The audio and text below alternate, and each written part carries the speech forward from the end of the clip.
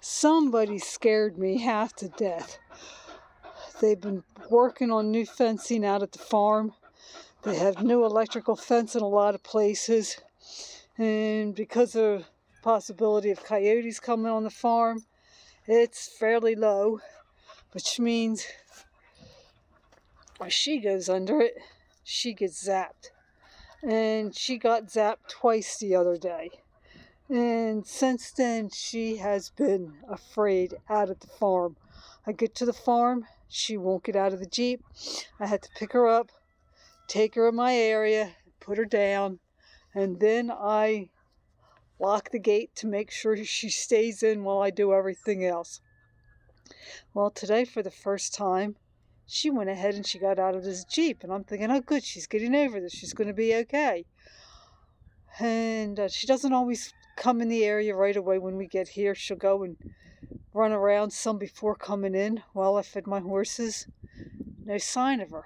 Fed the other horses I'm supposed to, no sign of her. Feed the chickens, no sign of her. At the point I start panicking. So I start going all over the farm, calling her, making sure she didn't accidentally get locked in someplace. Could not find her. And of course now I'm panicking. Well, my thought is that she decided she was going to try to go home on her own. And not that she would know how to get there. But there are some fairly busy roads between here and the farm.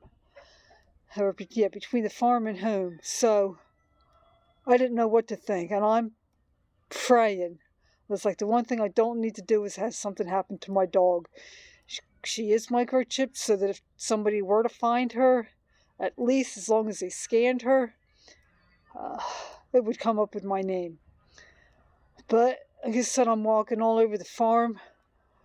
She didn't really think she'd go in the back because that's where the electric fence is. And so I walked up to the front, went through the one field, went through the gate into the backyard of the owner of the farm, calling her, no sign. They have a gate in the driveway, went out the gate, which I had trouble closing. And I'm calling and calling and calling, not seeing any sign of her up or down the street, either hit by a car or just walking along. And then I noticed her. She was across the street on the neighbor's porch, waiting for them to come and let her in their house, which I don't really think they're going to do because I know that the woman that lives there is allergic to dogs. I've known her for years.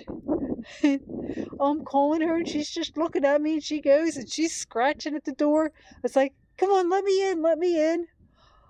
And I said she wouldn't come right up to me, so I finally had to walk up to her, put her on her leash, which I did the smart thing and took that with me before I started looking for her, and walked her back to here. So thank God she's okay. Like I said, she scared me to death for now. Until I know she's completely over this, she will not be just let out of the Jeep. I will be bringing her in my area, and I will be closing the gate. Of course, with her doing this, I had work that I wanted to do. I was going to work on getting some more of this area cleaned up. And that didn't happen. But it's more important that she's safe.